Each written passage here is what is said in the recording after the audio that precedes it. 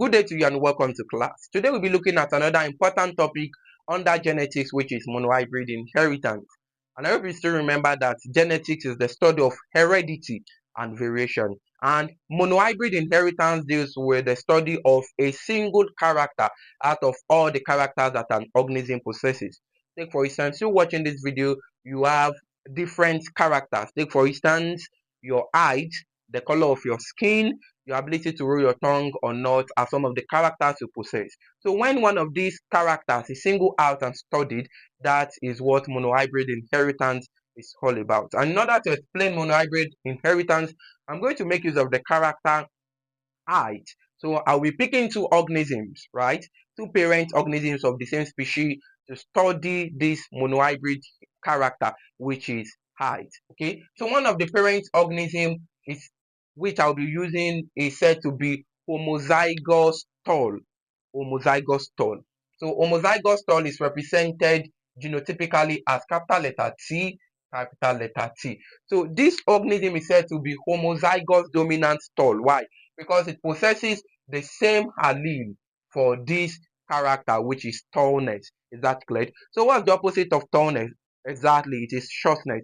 How do I represent shortness? An organism who is said to be homozygous recessive short for this organism will be represented genotypically with the small letter of capital letter T. So it will be small letter T, small letter T. So these parents, these organisms, they make up the parent organism. So they are the parent organism. Now, in order for this to be studied, there is need for gametes to be formed. And when gametes are formed, there is need for the fusion of the male gametes and the female gametes, a process known as fertilization. So, gamete is formed. When gamete is formed, each of these genes, they go into the gametes that are formed. So, this gamete, this is one of the gametes, this is another gamete. So, this goes into this, and this also goes into this. The same goes for this. Gamete is formed. This gene goes into one of the gametes, and this one also goes into the other gamete. So this represents the gamete. After that is done, there is need for crossing to take place, and crossing is represented with multiplication letter. Is that multiplication sign? Is that clear?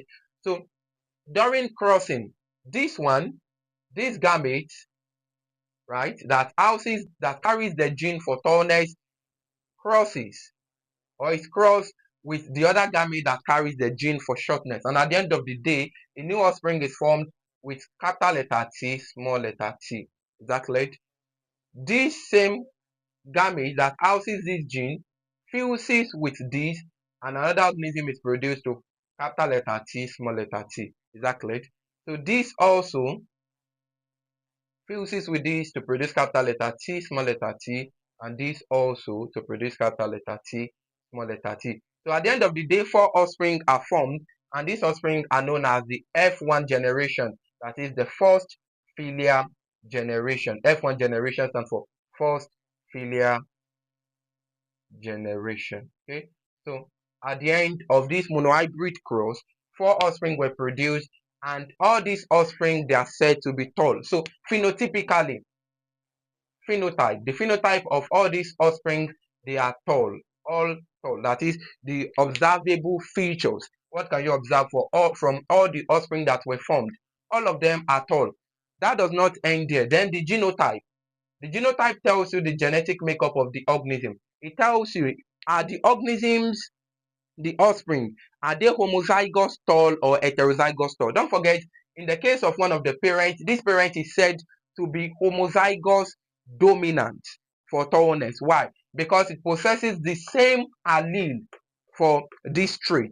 Why this parent is said to be homozygous recessive short? Why? Because it possesses the same allele for this trait, which is shortness. Okay, but in the case of the offspring possesses the offsprings possess the same, they possess different allele rather. So this is capital letter T, small letter t, capital letter T, small letter t, capital letter T, small letter t, capital letter T, small letter t. So these offspring, they are said to be heterozygous tall.